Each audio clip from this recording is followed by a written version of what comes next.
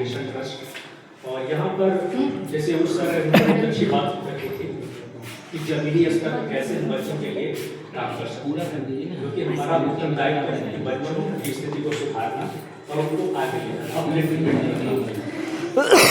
तो उसी सिलसिले में क्या है कि हम लोग पशु क्रूरता निवारण के साथ साथ बच्चों के अपलिफ्टमेंट की भी बातें करते हैं। तो जैसे मेरा काम क्या होता है कि जैसे जो वंचित समाज है जहाँ पर बेसिक सुविधा नहीं होती है, शिक्षा की, इवन उनको पढ़ने मतलब कि पहनने के कपड़ा नहीं होता है, तो वहाँ पर हम लोग पुराने कपड़े डिस्ट्रीब्यूट करते हैं, मतलब कलेक्ट करते हैं कंज्यूमर से और उनके पहनने लायक होते जाकर वो डिस्ट्रीब्यूट करते हैं।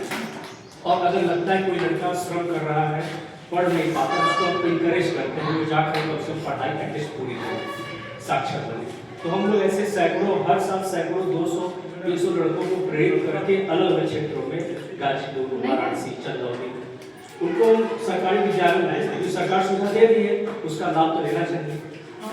और जैसे उनको कलम, किताब कुछ भी चाहिए तो हम वहाँ के वॉलंटियर से बोल देते हैं, काम हो जाता है। लेकिन एक और है कि जो हम लोग का मेन जो काम है, सेंट्रल जो वर्क हम लोग संस्था का, वो है prevention of cruelty to animals, मतलब पशु क्रूरता निवारण के लिए काम करना। तो मैं वीगन हूँ, मैं 4 साल से वीगन हूँ, बचपन से शाकाहारी हूँ, जब से मेरे दोस्त संभाला है। तो आज जो ग्लोबल वार्मिंग, ये जो अभी हमारे सामने जो गर्मी प्रचंड बढ़ रही है, ये ग्लोबल वार्मिंग का एक प्रभाव है। क्योंकि हमारा मानना है कि फैक्ट्री से ग्लोबल वार्मिंग बढ़ता है और प्रदूषण से ट्रांसपोर्टेशन बढ़ता है।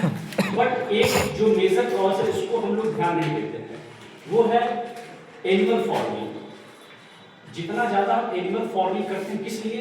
मांस के लिए, डेयरी के लिए और अन्य चमड़ा उद्योग के लिए, तो वो सबसे बड़ा मेजर कॉज है। उसका डिफॉरेस्टेशन का भी मेजर कॉज है और ग्लोबल वार्मिंग का भी मेन कॉज है। तो ये चीज कहीं कहीं हमारे शिक्षा में कमी नजर आती है, जो हमारे टेक्स्ट बुक में ये नहीं बताया जाता है, क्योंकि इससे बहुत बड़ा टैक्स आ रहा है भारत में, बहुत इससे फायदे हो रहे हैं बड़े बड़े कंपनियों को। तो लेदर इंडस्ट्री और मीट इंडस्ट्री एक बहुत बड़ा एक षड्यंत्र है हमारे लिए, और ये ग्लोबल वार्मिंग। तो मैं यहाँ की शिक्षा से एक मतलब निवेदन करना चाहूँगा। मेरी संस्था सेमिनार लेती है हर विद्यालय में जाकर, तो मैं चकिया के लगभग सभी इंटर कॉलेज में चला गया हूँ और प्राइमरी स्कूल और मिडिल स्कूल भी लगभग 25-30% कवर हो गया है। तो मैं आप सभी महानुभावों से एक निवेदन करना चाहूँगा, क्या आप लोग मुझे अपने विद्यालय में परमिशन देंगे सेमिनार के लिए 1-1.25 घंटा का समय 10 लगता है। अगर आप वास्तव में उस तरह की सीख दे के हमारे बच्चों को जानकारी दें तो कोई दिक्कत नहीं होनी चाहिए। ठीक है सर। और मेन हम लोगों का शिक्षा ही है आधार, उसके बनस्पत जो भी आता है हम लोग देते भी हैं सब, चाहे जो भी आया। बिल्कुल। तो आप